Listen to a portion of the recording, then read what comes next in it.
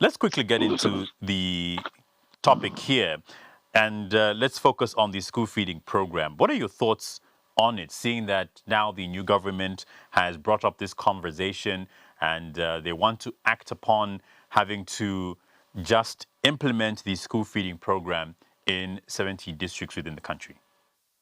No, that's a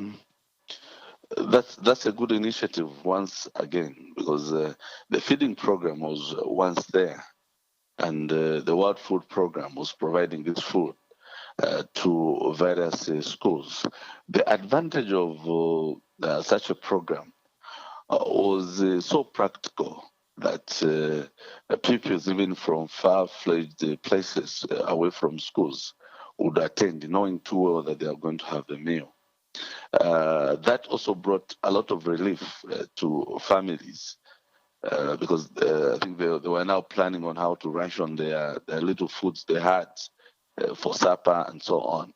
So practically, this improved the attendance levels of pupils in schools, especially rural schools. Mm. You know, we have schools, we have places, villages, which have problems with food, especially if the rain pattern was bad and the yields are affected. So the food is also affected with the pupils. So when government used to feed these pupils, we saw quite a huge turnout of pupils every day, because they knew too well that they were feeding, and even the pass rate was very good. You see, the more the people stay away from school, we are being robbed of very bright pupils because of hunger in these areas of villages and so on. Otherwise, the reintroduction of this should be constant, and we are going to see quite a lot of improvement in the attendance. Mhm. The government has also talked about the free education policy, and this move has been welcomed by many stakeholders that engage the government through the education sector. How do you think the school feeding program can complement the free education policy?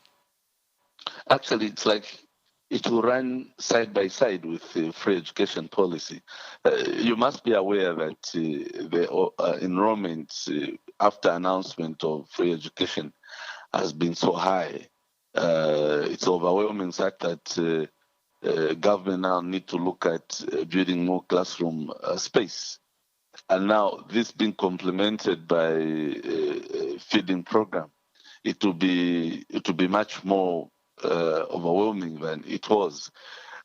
Free education has brought in a different way of dealing with these pupils, including even the teachers. The burden is becoming so huge, such that the demand for more teachers to be employed is now becoming so high. So the two, free education and the feeding program, will be something which will be so superb, and we wish and hope. We need to manage this situation, because there will be more pupils in schools. One, they'll be sure that they're going to feed, and secondly, they'll be also sure that the free education policy has been implemented. So we are looking forward to see how we are going to manage this huge burden. It's interesting that you bring up the issue of the over enrollment, which has been a discussion amongst teacher unions like yourself, and as well as different stakeholders that are involved in speaking to these matters that affect the education sector.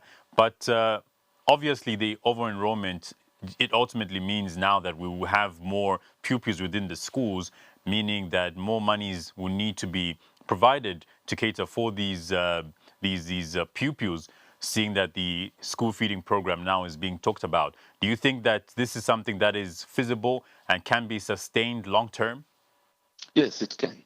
You see, when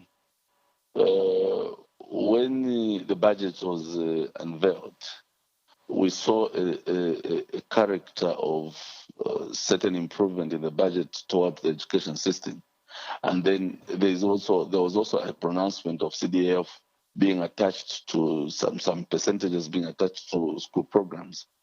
We are yet to look at what the government is going to present to us in this year for 2022-2023, a budget, which we are hopeful that the education sector is going to be highly boosted.